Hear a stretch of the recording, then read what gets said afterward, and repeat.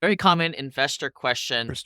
Questions that need answering. Should I be using cash or my qualified retirement plan money to invest in real estate that gives us tax benefits and depreciation? Or when I use my different types of money for different types of investments, like my cryptocurrency or high yielding venture capital types of deals, I'm also going to be going into higher level using cash for getting cash flow today. And I'm going to coin the term as like legacy money for those QRP into the future. Now, of course, before we get going, we're talking about self-directed IRAs and solo 401ks here, not the garden variety that you'll see with your typical broker that you're with. Those guys, they want to keep the money locked in with them. And that's why on this channel, we talk a lot about investing outside of Wall Street. This is the world of alternative investments. Let's get into the answer here.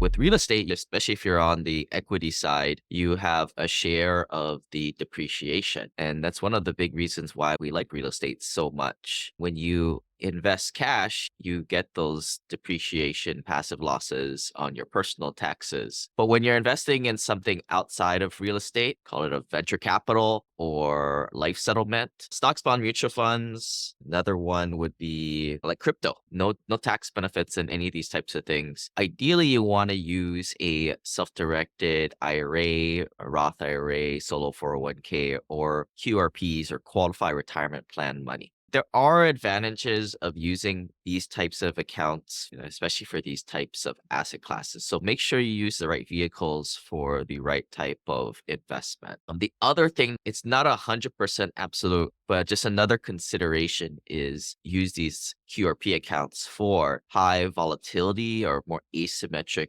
type of investments. Again, the good example that keeps coming up is like cryptocurrencies, whereas investments that yield cash flow are typically not as asymmetric. These are like apartment deals, value add deals, and deals that obviously give them tax benefits are like the two things I'm pointing out here. So even if an investor only does like real estate projects, for example, what they want to do is they want to look at their portfolio and ask themselves which are the more asymmetric type of projects here. And just in the real estate world, a development will be more on the asymmetric side. So they may earmark if they have 20% of their money, the color of QRP money, specifically in a self-directed Roth IRA. They may opt to invest out of that vehicle than their cash. Because another thing is, especially developments, they're more of a long-term play. There's no cash flow in the interim. And that way you can have that money compound within that tax sheltered QRP. There are tax benefits in developments because you're an equity holder, but you don't get that front loaded. You have to wait till the asset is put into service, makes $1 of income, and then you can depreciate the asset, which typically happens around the second or third year in. The other thing that people will use in their QRPs is more on the speculative side. I think that it's a similar term as asymmetric, and it has the ability to just absolutely maybe 2x, 4x, 5x plus. And it's nice to have it in your QRP. And if you want a good example of this, Peter Thiel, famous guy, he started PayPal and he put his self-directed IRA money, I think it was Roth actually, and that thing grew like many multiples. And of course, everybody's all pissed off because it's like, how did this guy have millions and millions of dollars in his Roth IRA? Of course, that's when you really look at all the politicians and all these. Mitt Romney has like billions of dollars in his Roth IRA. These are the types of strategies that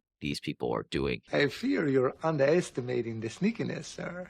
The bucket theory, where fill up your cash flow today bucket with $15,000 to $50,000 a monthly cash flow first, then go fill up these self-directed IRAs, Roths, Solo 401Ks, defined benefit plans, or QRPs after. Unfortunately, we all have it wrong where we fill up the second bucket first, and then we never get to retirement or financial freedom, which is the first bucket. This is that whole idea reimagined. We'll take a look at on this left side, right? So in this chart, your age as it expands, basically your core capital, or another way of saying it is your passive cash flow number is steadily going down, right? Because you're getting older, for typically the consuming years, especially if you have kids, you're paying for college, that kind of is the peak of it. Then it just goes down from there as you find much more simpler life and the money that you have expands on the legacy capital side. So you can see this as the core capital. Think of that as bucket one. And then as you expand, that bucket one spills over to the legacy because you don't really need it. You can't really spend it. Here's another way of putting it, hierarchy of objectives. The lifestyle spending, that's that core capital down there. Think of that as your burn rate. In the coaching calls, when I ask people like, hey, how much does your family spend? For a lot of you folks, I would say $8,000 to $15,000 a month is typically what you guys burn. So everything on top of that is what you invest in any investments. But this is more like once you have a nest egg of $2-3 million net worth and above, you need to start to think in terms of what is it that I really need? What kind of a cash flow stream do I really need? $15,000? All right, great. Everything else is gravy on top of it or this light blue color, and it's going to go to them. Now, I think most people, they want to give their children and grandchildren money. I would probably argue giving them more than $1 million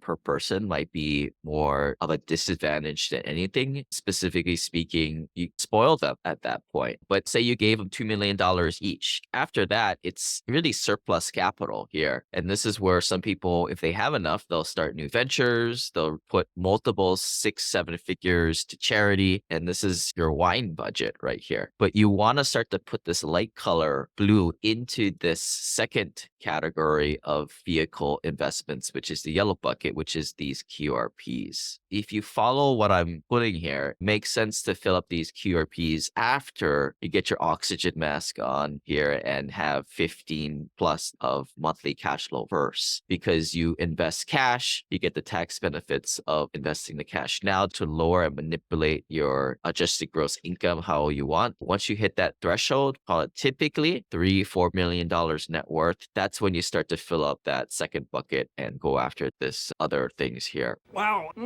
that is... To sum that one all up, again, leveraging the non-tax advantage funds or cash, investing that stuff first in scenarios where you can directly benefit from the losses and the deductions. Then secondly, after you've placed that money, you utilize the funds from IRAs or other tax advantage accounts, QRPs, for investments that may not benefit as much from immediate tax breaks. Another way to think about it is you have two colors of money. When I was a city engineer, we would get different funding sources. We would have general fund money and we would have utility money that we had to use and pipes and sewer, etc., where the general fund money was a lot more useful everywhere, sidewalks, streets, etc. So two colors of money. And just like here where you have two colors of money, where you have your QRP money and your cash, the strategy when I was with the city as a city engineer is to use the general fund money where I could, but use up that specific money from the utility stuff first. So in a way, and I guess in this analogy, what I'm saying is that utility money that I could only use on utilities, I used to try to burn it up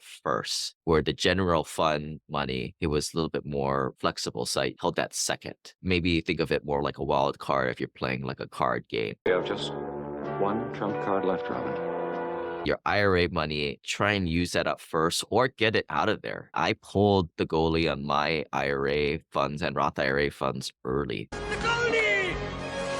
So that may be another option for you. That really gets more technical and everybody's got their own specific type of situation. You may be in a high tax bracket. If you are in a high tax bracket, you may want to combo it with real estate professional status. Or if you're selling off other properties or assets, that's what the tax PAL fund is to get the Section 179 passive losses there. These are some of the hacks that you could do, but I think it's important for you to understand that some of you guys have a whole lot of money in your IRAs because that's what we were all taught and misled to do. So you may have $2 million in your IRAs, 401Ks, and barely anything in your cash pocket other than the $500,000 locked up in equity through a HELOC. So this is where, if you've seen talks in the past, you have two places to go get the cash. And once you burn through the HELOC money, then you've got to take money from the IRAs. And depending on where your net worth is, you may not have that critical mass amount, right? Especially if you're under $2 million